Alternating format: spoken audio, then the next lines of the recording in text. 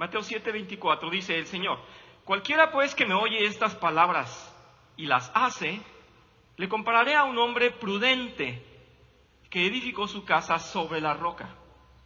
Descendió lluvia y vinieron ríos y soplaron vientos y golpearon contra aquella casa y no cayó, porque estaba fundada sobre la roca. Pero cualquiera que me oye estas palabras y no las hace, le compararé a un hombre insensato que edificó su casa sobre la arena. Y descendió lluvia y vinieron ríos y soplaron vientos y dieron con ímpetu contra aquella casa y cayó, y fue grande su ruina. Vimos la vez pasada que el Señor hace esa comparativa o esa imagen, nos presenta una casa fundada en el terreno sólido y firme y nos presenta nuestras vidas de esa manera. Y hace la otra comparativa de alguien que funda su casa en un terreno que es inestable o en donde hay una corriente de arroyo o en donde hay un suelo que es suave y que no tiene fortaleza, y nos dice esa casa va a caerse o va a estar vulnerable y se puede destruir muy fácilmente. Bien, en esta segunda parte, continuemos por favor. Estábamos viendo cuál es la característica del necio o del insensato. Dijimos la semana pasada, con la ayuda de nuestro hermano Hugo, que el diccionario nos dice que el insensato no usa el entendimiento para hacer las cosas, no recurre a su mente, no recurre a la sabiduría, hace cosas sin sentido, o sea, insensato.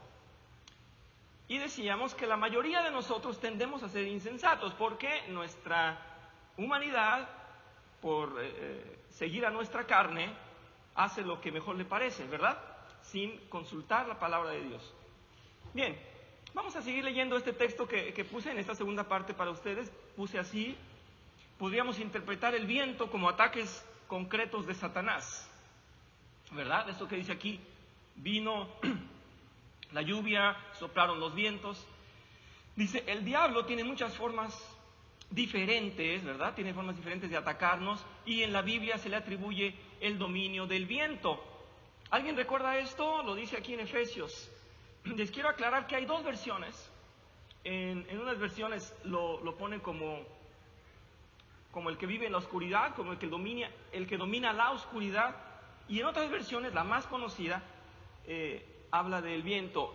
En la Biblia, de aquellos que tengan la versión Reina Valera, dice así, en Efesios 2, en los primeros 2 versículos dice así: y Él os dio vida a vosotros, está hablando del Señor, cuando estabais muertos en vuestros delitos y pecados. En el número 2 dice: en los cuales anduvisteis en otro tiempo siguiendo la corriente de este mundo, conforme al príncipe de la potestad del aire, el espíritu que ahora opera en los hijos de desobediencia. Le está diciendo a Satanás, le está diciendo al enemigo que él tiene la potestad del aire. Es curioso porque en otras versiones ya no lo dice así. Está casi compartida, la mayoría, casi como en el 50% habla de la potestad del aire, pero en otro lugar dice, en la versión nueva internacional, dice: se conducían según el que gobierna las tinieblas, según el espíritu que ahora ejerce su poder en los que viven en desobediencia. Es decir, habla de tinieblas como habla del aire. Y habla del aire porque sobre todo es algo que no tiene un paradero estable, siempre está girando, ¿verdad? Siempre está viajando, no tiene un paradero. Pero bueno, les hago alusión a esto, porque sí hay quienes dicen, bueno, ¿y qué representa esto que es la lluvia, el aire, los ríos, las tempestades? ¿Cómo ve cada uno en su vida? ¿Qué podrían ser esas tempestades ante las que nos previene, nos advierte el Señor? ¿Qué podrían ser? ¿Alguien tiene una idea? ¿Qué puede ser que sea una tempestad que mueva tu vida? ¿Qué puede ser una lluvia? Una enfermedad, dificultades económicas. Sí, ¿verdad? Sí, esto lo estaba... Perdón, me traigo mi garganta un poco lastimada. Estábamos en Efesios 2. Sí, bueno, pueden ser cualquier tipo de dificultades, ¿no? Todo lo que nos venga del exterior, todo lo que perturbe nuestra estabilidad, nuestra tranquilidad, nuestra paz. Y entonces, por eso estaba haciendo solamente alusión a esto, porque el diablo es conocido como aquel que molesta, que perturba y que no nos lleva a paz. Por eso se le atribuye entonces esto en la versión Reina Valera. ¿Sí? También hemos leído, dice ahí, el pasaje donde se nos advierte de no dejarnos llevar por corrientes que van y vienen. ¿Han visto esa imagen, si recuerdan? Corrientes que van y vienen en Efesios 4, ahí adelantito, les queda cerca. Dice, esas falsas doctrinas que llegan como moda y pasan haciendo desastre en las iglesias. Dice el apóstol Pablo ahí en Efesios 4, si alguien lo quiere leer, por favor, el 14 y 15.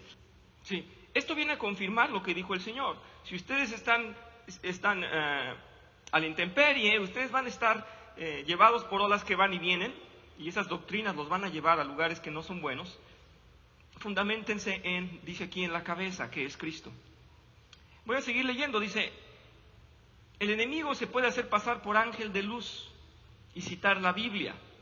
Nos puede apartar por medio del mundo, por medio de los deseos de nuestra carne y por medio de su dardo. Esos dardos que llegan a nuestra mente como flechas candentes y penetran afectando o al menos cimbrándonos, ¿verdad? Puede lanzarnos dudas y negaciones, nos puede bombardear con pensamientos sucios, malos y blasfemos. ¿Ustedes creen que Satanás puede presentarse como un príncipe de luz, como un ángel de luz? Sí, ¿verdad? Él conoce la palabra de Dios, la conoce muy bien. Él era antes un ángel de Dios, él vivía en el reino espiritual. Entonces él puede engañarnos y es una de las prevenciones que el Señor hace con nosotros. Dice más adelante, si leemos las vidas de los santos en otras épocas, nos encontraremos que se vieron sometidos a esta clase de cosas. Es decir, los hijos de Dios han estado expuestos, han sufrido perturbaciones del enemigo. Satanás nos va a tentar a todos, nos va a distraer a todos, nos va a querer confundir, pero si estamos conociendo bien los evangelios, no nos van a contar mentiras, ¿verdad? Aquel que casi no estudia, y en general las iglesias en donde no se estudia, se alaba muy bien, se canta muy bien, y el pastor da mucho ánimo, y qué bueno que sale uno animado, pero no leímos, y no vamos a los estudios, y no quiero tener, el método no es para mí. A mí díganme qué versículo me aprendo, y eso me basta. Y va a llegar alguien que te va a decir, mira lo que dice la Biblia, y te va a mostrar algo fuera de contexto, así nada más, tomado y decir, mira lo que dice, ¿cómo puede Dios decir esto? Y tú le crees, porque no comprendes el contexto, y te mueven, y te llevan a otros lugares donde no es, en realidad, el mensaje correcto el que se imparte. Pues entonces tenemos que estudiar, y dice el Señor, quien oye mis palabras y las aplica, no lo va a mover nadie. Y debemos ser así, debemos mantenernos alimentándonos, aprendiendo, cuestionando, investigando, siempre creciendo en comprender qué es el Evangelio, qué es el centro de la Biblia. Bien, dice aquí el insensato, estamos hablando todavía del insensato, dice, no ignora estos peligros porque ha leído de ellos y escuchado en sermones y clases bíblicas. Su error es justamente el no hacer caso de las advertencias que ha recibido. En toda la Biblia nos dice el Señor, tengan cuidado, aquí está mi palabra, sigan mi palabra es el fundamento. Y el insensato es aquel que solo escucha los versículos bonitos, solamente las frases que más le gustan, y las advertencias no las toma como personales, ¿verdad? Decía yo la semana pasada que hay quienes escuchan un sermón acerca de algo que no les atañe, y dicen, bueno, eso no es para mí. Esta parte de la Biblia no es para mí, ¿verdad? Alguien puede decir, bueno, ¿qué puedo decir? Pobre hombre, le piden a su hijo para que lo sacrifique. Está fea la historia. Bueno, ¿eso qué tiene que ver conmigo? Y ahí va el otro obediente a llevar a su niño, ya cuando lo iba a matar, lo detiene el Señor, le dice, no, nomás está probando, y dice uno, ¿y eso qué tiene que ver conmigo? ¿Verdad? El insensato puede decir, bueno, es que esa lectura no es para mí. A mí denme otra cosa. Y es que en cada pasaje la Biblia nos hace en realidad reflexionar y aplicarla a nuestra vida. Ese sacrificio de entrega de lo que más amas es una lectura para todos. Entonces así habrá quienes digan, no, es que ese pastor predica cosas que a mí no me cuadran, que a mí no me van. Y la Biblia te va, desde que empieza hasta que termina, a todos. Eso es.